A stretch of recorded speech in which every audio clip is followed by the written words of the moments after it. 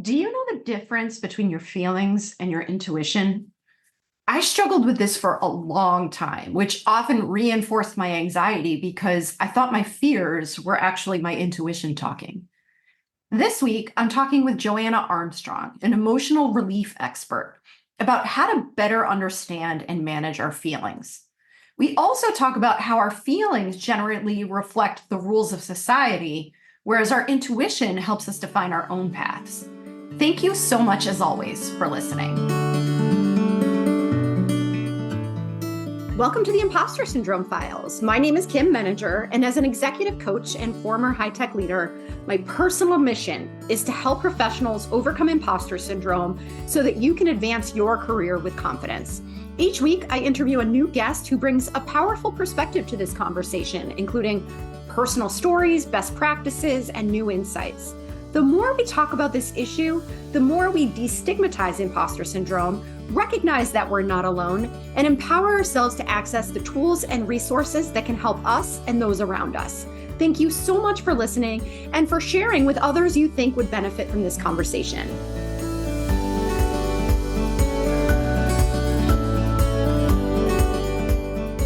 Welcome, Joanna. It is such a pleasure to meet you. I'm excited to have this conversation, and I'd love to start by inviting you to introduce yourself. Thank you, Kim. It's great being here. I'm glad that we can have this talk. We roughly said that it would be about imposter syndrome. And yes, that is something that most ambitious people know something about. And that is partially my story. In spite of being very capable, I always saw myself as rather clever, not best in class or the greatest at all, but I thought of myself as a rather easy to learn, easy to fit in kind of a person. And I had ambitions, still have, but somehow along the way, in spite of having fairly decent grades and being well liked, and there was something that wasn't obvious about any of it. Was I really well liked? Was I really doing well enough? Was I really going to make it? Would people really like me and what I had to offer? And do people value my opinions? In spite of seemingly positive feedback and people saying that I was doing the right thing or agreeing with me, there was this self-doubt. Was it really good enough? Did they really mean what they were saying? And working on myself and helping others, they say that when the student is ready, the teacher shows up. And I was ready to figure out what this was all about. I wanted to not feel suspicious of people or not trusting them and not being able to take on praise. I mean, that's a classic, isn't it? Imposter syndrome is all about not being able to take in that someone actually enjoys your company or whatever you have to say or who you are. So on that journey, I've discovered all kinds of wonderful things, and I'm helping others with relieving this trouble. So that's me in a nutshell. I so appreciate that, and I think you described the experience very well. I think I could see myself in a lot of what you were saying, and I wonder what field were you in? What kind of work were you doing? Well, I started off as an illustrator. I went to the School of Visual Arts in New York City. But before that, I was not sure what I wanted to do. But at the School of Visual Arts, I do have a Bachelor of Fine Arts, but I became a commercial artist. And that was my first exposure to, are you good enough? Are people going to buy your design? Are people going to purchase your illustration? Will they print it in their fancy magazine? So being an illustrator, you kind of need to be, or designer, or anyone creative really, you're supposed to show your true colors. And of course, if you're doubting those colors, if you're doubting your style, your design, your taste, then and you're looking for feedback. I mean, the feedback is that they buy, that they like it, that they say that it's good. But if you can't trust that, then you're really struggling, and life isn't all that happy because you can't be in your skin, because it's a vicious circle. You're constantly trying to affirm that you're doing the right thing, but because you can't trust what you're getting, because they might not be honest with you, then you're always unsettled and always doubting life, which isn't a really good place to be at all. You're right, absolutely. And for some of us, and I speak from personal experience here, it's more of a way of life that we're not even necessarily aware of, right? You're just kind of, these are the passive thoughts that you kind of accept at face value. How did you know that you needed to do something about it? At what point did you realize, I can't go on like this, or like something needs to change? Well, I probably got sick and tired of it enough. I came to a point where I just wasn't going to have it like this anymore. This wasn't a life worth living. So, and part of it, I think, has to do with the fact that we're taught somewhere that life isn't supposed to be easy. Of course, I know now that life is supposed to be easy. It is supposed to be a smooth ride. But because somehow, you're supposed to get those grades, and that takes some work, and you have to struggle somewhat, and that's not even the way to be. That's a misunderstanding as well, that you need to struggle. But that's how society teaches us to be. You're supposed to put your best side forward and all of that. But when you're not happy with it, I wasn't like, I guess I started to ask for a better way than these stories I had bought for all these years, growing up in the school system, and parents and well-meaning neighbors and all that. So yes, I just decided that there's got to be something better.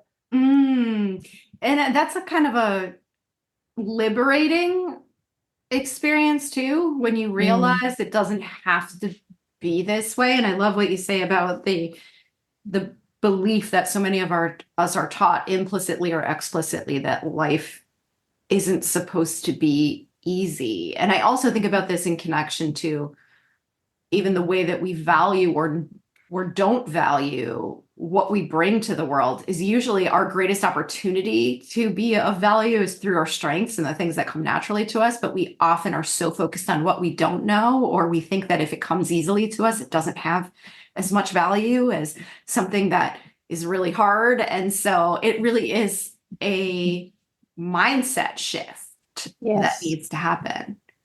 Absolutely. And also a belief that there might be something better out there, that maybe you've been wrong, but for real. I mean, you're looking for that confirmation that you are okay, but maybe you have been wrong. Maybe you actually have been doing the wrong things. So it's not that wrong is bad. Being wrong and looking at that as a possibility is actually very, very helpful. Of course, that's, again, not what we're taught. We're not taught to value our weaknesses, so to speak, and that's what society calls them. But Nowadays, I tell my clients that don't believe your feelings, follow your intuition. And that's that little shift that kind of points to what is going on. Your feelings might be causing all kinds of trouble for all kinds of reasons. You have bought into society's rules, whoever society is and whoever sets those rules. But you bought into certain rules, and part of what you said, the liberation, has to do with saying, no, I'm not going to follow those rules. No, I need to find my way. And so to clarify it, your feelings follow often the rules of society, whereas your intuition, that's your path. That's your reason to be here. And that's a different conversation as to what our reasons are, and you know, if we come from previous lives or whatnot. But in my book, that's where the true message lives, in your intuition. And if you follow that, which is scary because it often goes against what your near and dear even think, that's where freedom is. That's where liberation is. That's where joy is. So that is what I want to convey and teach my clients. And yeah. I think about this a lot because we're very reactive creatures, humans, right? And feelings are very powerful. Quick. Yes, and quick. Yes. They just quick. take over. They take over. They appear often before we consciously even recognize what we're reacting to. Yes. And so I think about, you know, I have personally struggled with anxiety for so much of my life that I feel like the anxiety sometimes is so noisy that I can't even hear my intuition.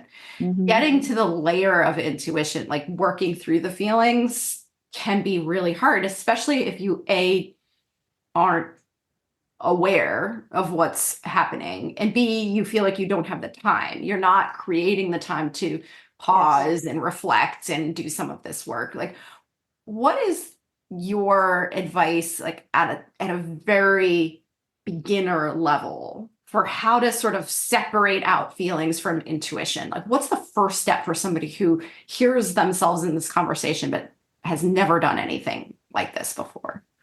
All right. Well, the first step is to, as you said, take a little time and give yourself a little time. And according to studies, our negative emotions that overtake us so quickly and surprisingly, they come from nowhere. And they're extremely strong because it's about survival. This is a mechanism that, in its positivity, is good. It's good to keep it. But these feelings, anxiety, for example, they only last for 90 seconds. 90 seconds, so a minute and a half. That's what you've got to work with. So if you can allow yourself a minute and a half of stepping out, taking a walk, taking a cold shower, that's a bit complicated, but just flushing your face with cold water, or in my case, I like tapping. I teach tapping and EMDR and blissful energies. It all kind of breaks the state of this is taking over and this would last forever. So once you've broken that state by doing something physical, and tapping, EFT tapping, is a physical thing. You're actually affecting your state and breaking this hypnosis, if you will, self-hypnosis. Oh, this feeling is true. It's so strong. It's so powerful. It must be important. Well, don't believe it. It's important in that it does come with a very, very good message. And if you listen to it, if you take these 90 seconds to listen what the message is saying, it's usually fear. It's, oh no, it's oh, this is horrible. If you listen to what is horrible and what this feeling doesn't want or is afraid of, then it's like talking to yourself. It's like talking to your inner child, the inner child work. And when you realize what it's really about, then you can solve it together. You, the you that is the observer, and this feeling that is a survival mechanism, the two of you can actually find a solution. So I had this feeling just the other day, and I've worked on this before, and yet it jumped on me from absolutely no, that's not true. We get triggered. Something happens that reminds you of something that happened a long time ago, quite possibly. And if you believe in past lives, maybe even in a past life. But what I did was I let myself have this feeling as opposed to start denying it. Oh, no, not this. No, not now. No, no, no. Oh, this is horrible. Oh, I'm going to look crazy, or, oh, I don't want to cry now. And I let myself have the 90 seconds. And sure enough, and the core of it came out, which was that I get really, really sad and upset. It hurts me in my soul. It hurts me in my soul when I'm trying to do something good and someone laughs in my face. That really, really, really just devastates me. That there's a part of me that gets devastated. And I could trace it back. I remembered that as a little child, I had this really important thing to tell to someone. I don't know who, but the feeling of, oh, I have this really amazing thing for you. I need to share this this is really, really great. And someone just shut me down. So that realization, insight, frees you. It frees you up. And then I might have to have this reaction 1 or 2 more times. But if I let myself have it, then it will melt away.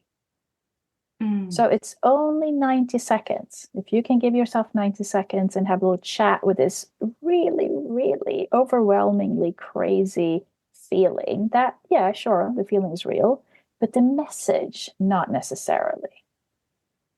Yeah. Yeah. And I often think about it that way too. I think of feelings, particularly the ones that make us uncomfortable, whether that's fear or anger or frustration, etc., are useful to the extent that they give us information. Exactly. That when you feel that, if you pause for a moment, then 90 seconds. 90 seconds, yeah, it gives you a moment to check in and say, wait, what just happened? Right? Like, why did I respond this way? And I'm thinking about it as you're talking about connecting it to something that may have happened earlier, because so often what you describe as the having something really important to share and somebody's dismissive of it, those kinds of experiences happen at a time in our lives when we have much less power, much less agency, much less even sophistication in our brain to be able to process why that might have happened, right? We're such egocentric beings to begin with, but especially as children, it's like, oh, then that's a dismissal of me as a human, not that the person I was talking to may have been distracted by something else, or something that we could have rationalized. And so to be able to connect these dots allows you to then, going forward, have a different response. Yes. The next time something like that happens. Yes. So in my book, when you have a bigger than life emotion, these attacks, and that is always about something else. It's not about what's happening. It's coming from much further back, and it might have happened repeatedly, and all of that. And that's why it's so important to let it happen, because the message is crucial. And if you have that little chat with this message and iron things out, or sometimes it's about coming to some sort of understanding. Well, if this can't be, then can we do this? And play with the possibilities. Yes, this person is horrible, but are they really gonna hit me? Will they really push me down? Is it real? That is so crucial, because the the biggest feelings are usually not real. And we're not talking about, stepping in front of a bus or anything like that. And that's why you should not try to remove these feelings. But when you know, and you do know, that the situation doesn't warrant this huge exclamation of emotions, because you do know. You might not like it. It might not be appropriate. That's why you need to step out or take a little break, or say, let me think about it and let me come back to you. I just need to whatever, take a break. If you allow yourself to have that little chat, that will give you a different life, a new freedom to hear that intuitive voice. And the difference between your feelings and intuition is that your feelings often come with the negative message, whereas your intuition only wants your well-being. I'm glad you said that, because I think it is important to be able to distinguish. Sometimes, as somebody who had been very intuitive at different points in my life, like I just had this very strong sense of, I know this is going to happen, or that this is the right thing to do, etc. I would sometimes confuse anxiety with intuition, and I would think, this is a message I'm getting, like this is something that I should be paying attention to, all this fear and worry around something. And then I was able to eventually reach a point that you just said, which is, these two, intuition and fear, speak to you differently. They come from different places. You can tell which voice is talking, right? If you really listen. Exactly. And like you mentioned it initially, that it's not that easy. It's simple, but not so easy.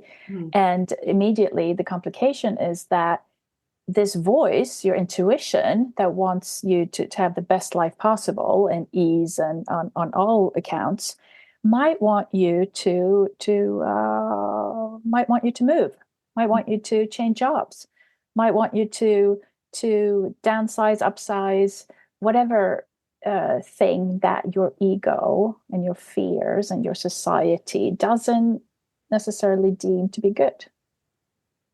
But if you do, and there is a part of you that knows.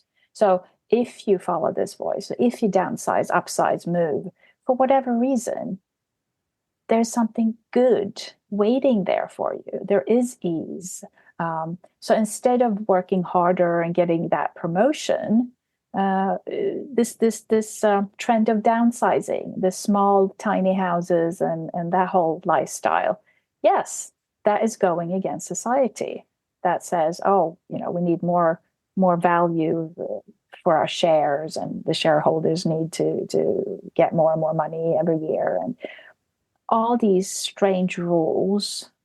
Well, maybe they're not for you.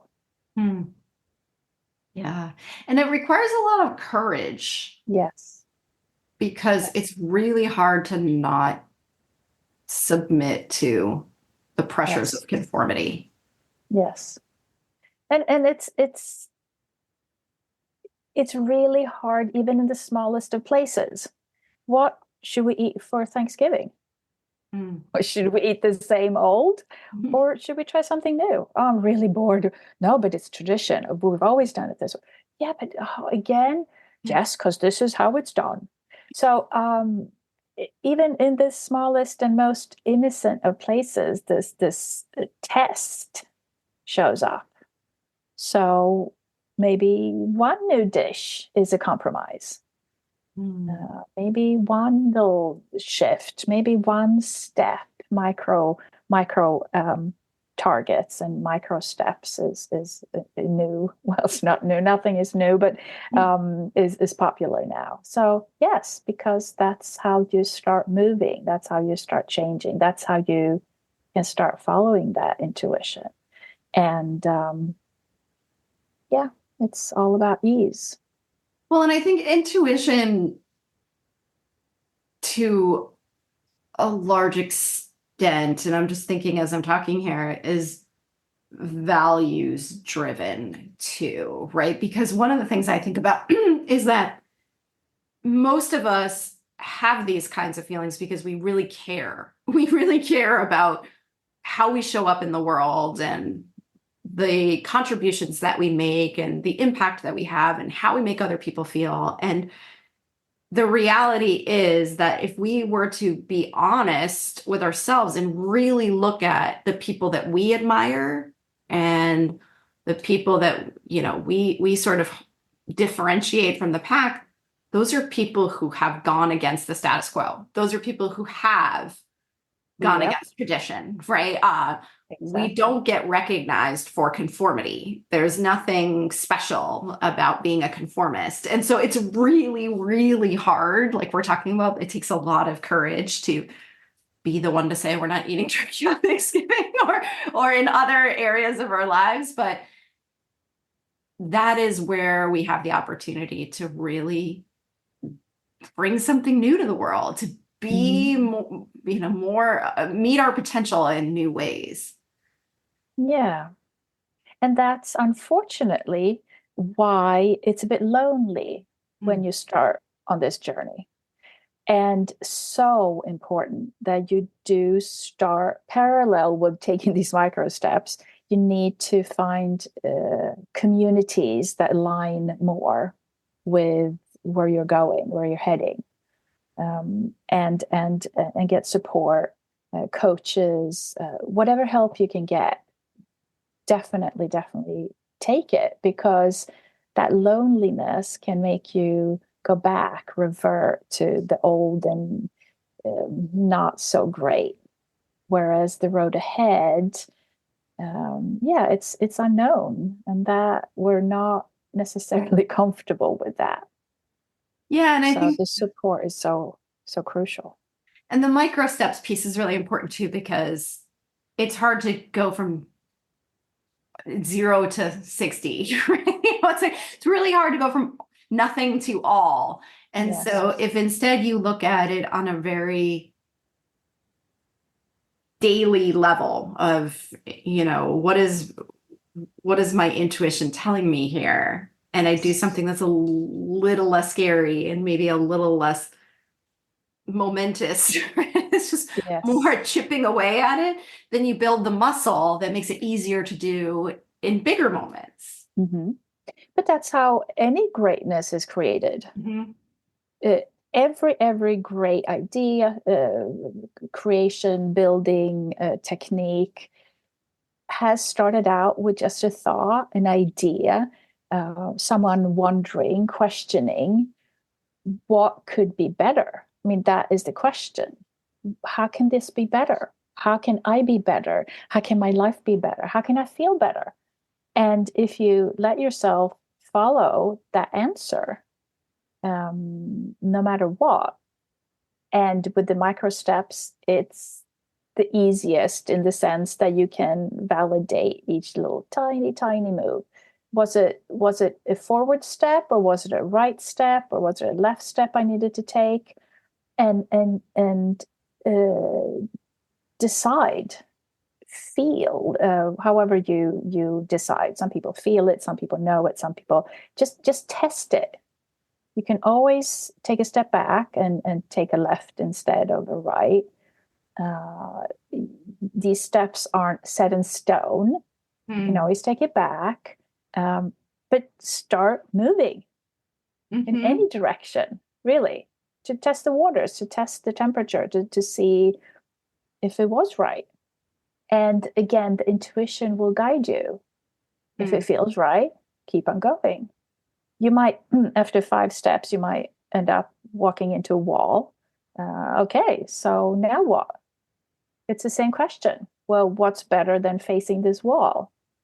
Well, maybe I can dig a little ditch underneath, hire a little balloon and fly over. I mean, you will get the answers. You will get good guidance when you ask in honesty, not in some pompous, narcissistic. I mean, we're not talking about any of that right now, because that's issues to themselves.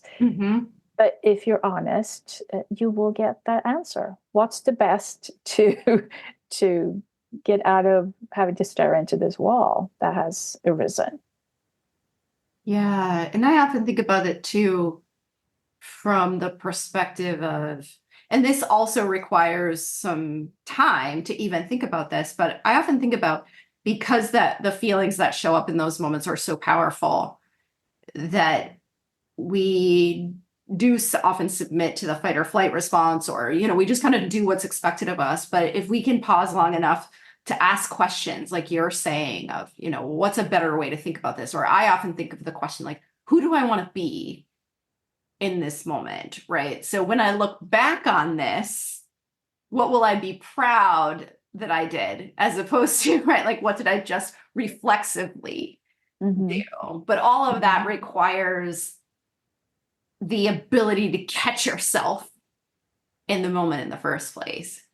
But yeah, except I would like to add that you don't need to catch yourself, and that because catching yourself implies that you could somehow avoid that feeling. Good point. So it's not necessarily about catching yourself. It's about having that little chat with that hugely upset feeling. Because it wants something. It's got something on its mind. It's upset about something. It's like handing a little child. It's like handing a 3-year-old, 5-year-old who's completely distressed over something. And as we mentioned earlier, maybe that was you when you were at that age. So that's how you need to handle this little, person feeling, the inner child.